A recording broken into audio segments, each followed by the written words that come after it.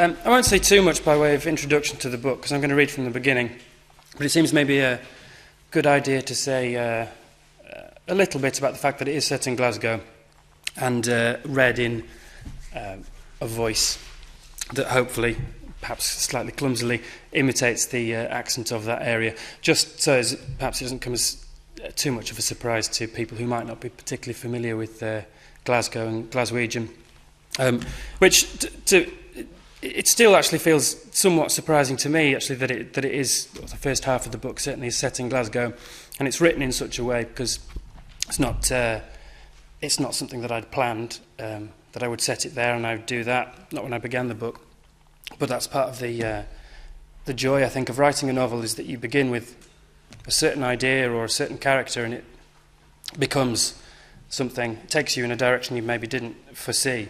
I began with the idea that I wanted a character who disappeared, who fell off the map, whose ties with his known existence dissolve, and that led me to thinking that I wanted to write about homelessness. I wanted to write about rough sleepers in London, which made me think about Glasgow, which led me to Glasgow, and then these things build layer by layer, and it became about community, it became about the shipbuilding community and the shipbuilding industry, the legacy of asbestos use in that industry, and subsequent homelessness. So that's kind of how it came about. But it was I knew very early on that it was going to be a novel about grief, which is how I see the book, certainly, which is where it begins.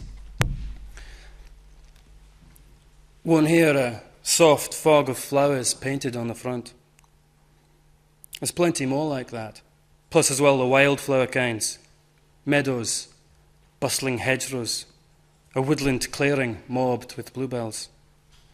It's hard to imagine there's this many types of card in a supermarket. A churchyard, quiet and peaceful, with brown leaves blowing about. A teddy bear, and another one here that's for some reason a cat gazing out the window at a sea view. It's Robbie that wanted to put the cards up. Mick wasn't much wanting to do it himself, but Robbie had dug the heels in. What else are you going to do with them? Put them in a drawer? Stick them lying on the counter with the funeral programmes and the electric bills? And so now the pair of them are in the corridor, fixing them up to the red ribbon that Robbie's fished out from the Christmas cardboard box. The light dimming in the front door. Dull laughter from the living room, where the rest of them are sat watching the television. You know all these people, Da? No, really, being honest. There were some the day even, I don't know who they were. A few would have been from the department store, and then the family, of course. And he nods at the living room wall. I preferred not to ask. Robbie is reading inside a card. They could have introduced themselves, he says, closing the card and pegging it with a red plastic Christmas tree. It's normally the wife does this, getting up the greetings cards. This same red ribbon drooping off the pictures about the living room, pinned up, spruces launch bunting around a ship, dutifully awaiting the chop from whichever of the wee begrudging women of the royalty have been sent up. There's going to be too many cards will fit in the lobby and corridor. Robbie asks, will they get up the rest in the living room when Alan and Lynn are away to their bed?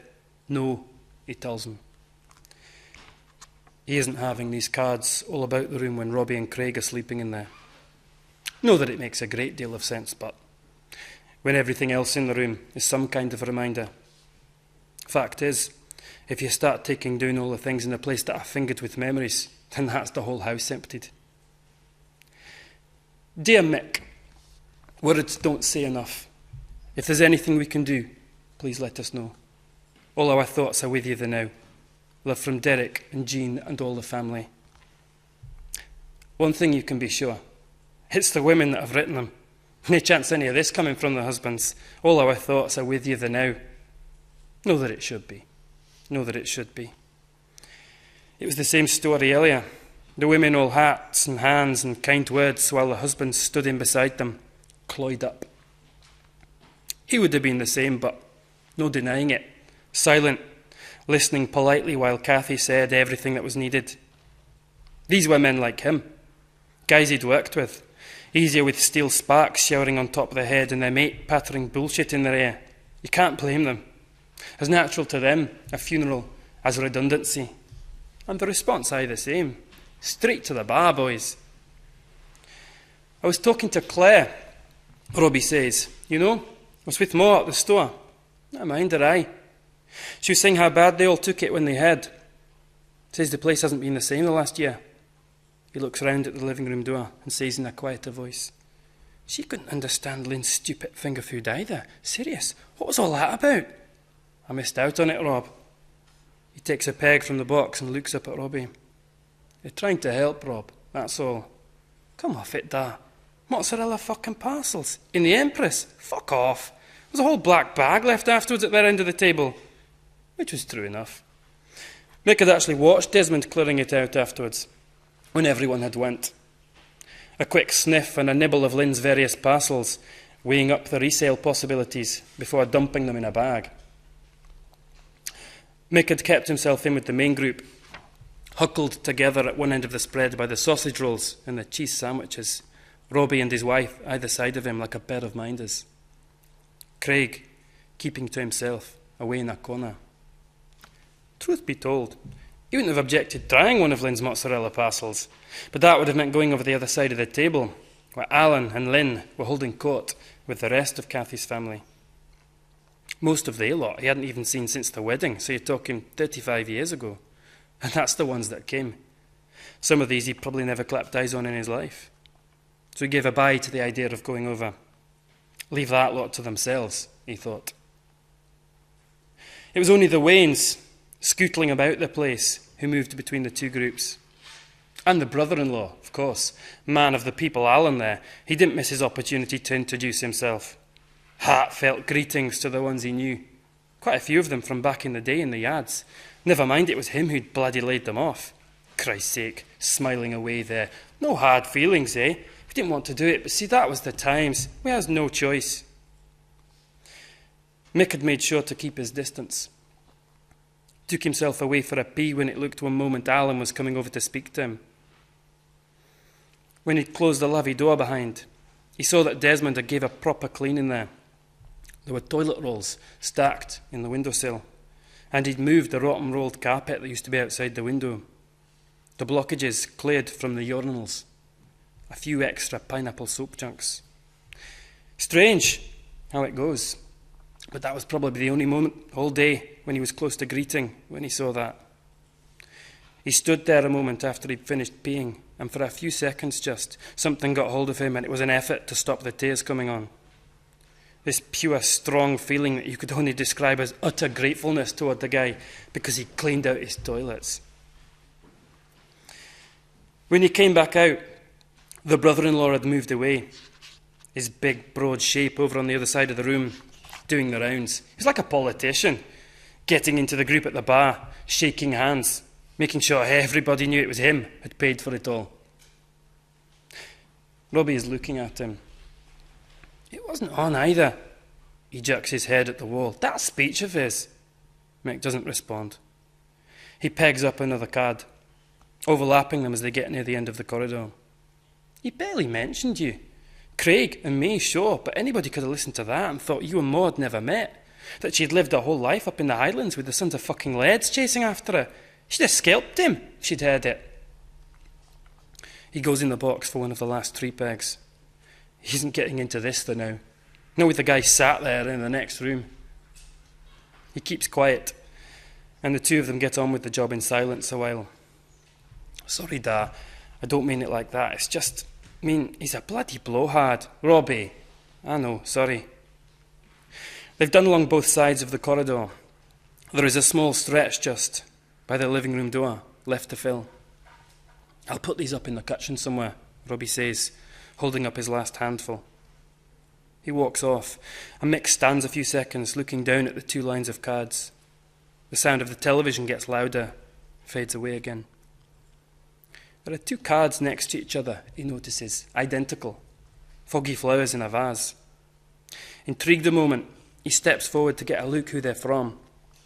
Pete and Mary, Dawn and Sheila.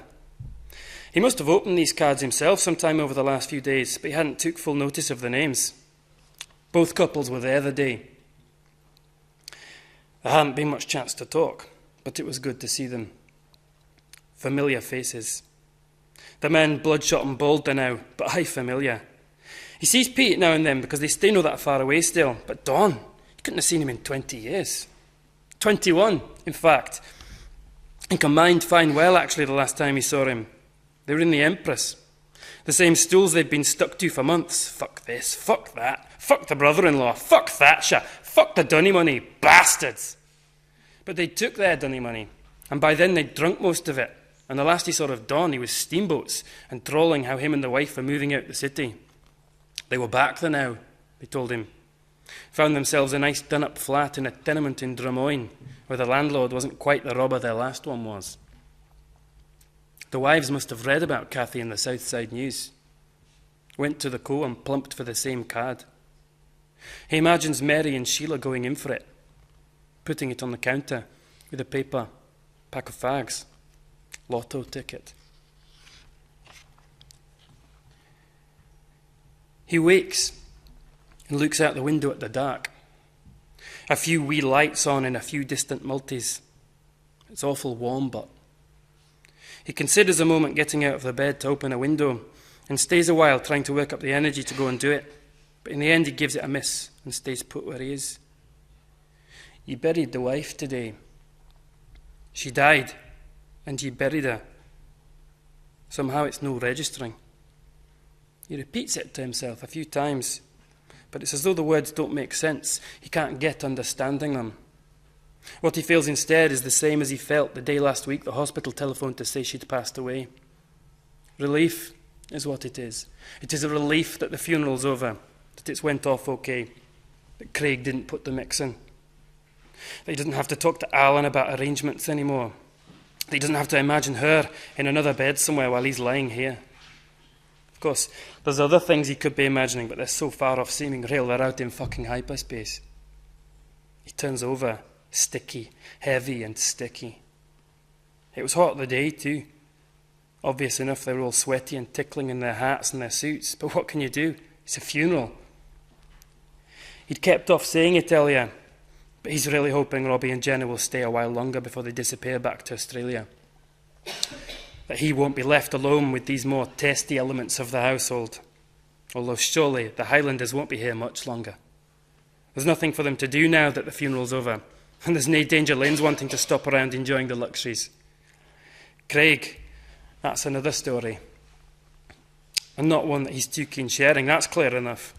He's here there now because Robbie's told him he has to be here. And probably he'll be away as soon as Robbie's gone.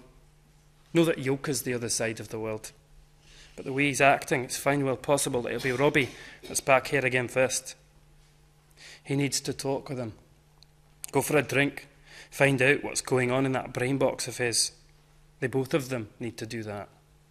And if they do, maybe best for his own part, swerving the fact that he's no greeted once since she died.